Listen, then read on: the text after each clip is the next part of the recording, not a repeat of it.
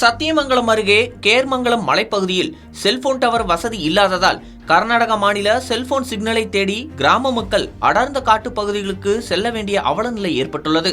புதிய cellphone tower அமைக்க நடவடிக்கை எடுக்க வேண்டும் என பொதுமக்கள் கோரிக்கை விடுத்துள்ளனர்.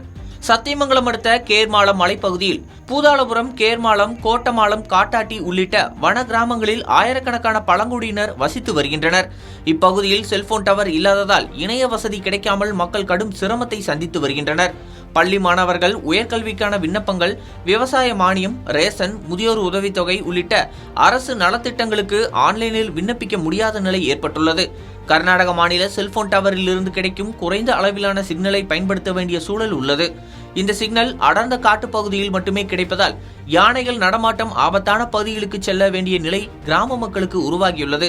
மேலும் அடிக்கடி ஏற்படும் மின்தடையால் செல்போன்களை சார்ஜ் செய்ய முடியாமல் அவதிப்படுகின்றனர். இதனால் குடிநீர் விநியோகமும் பாதிக்கப்பட்டுள்ளது.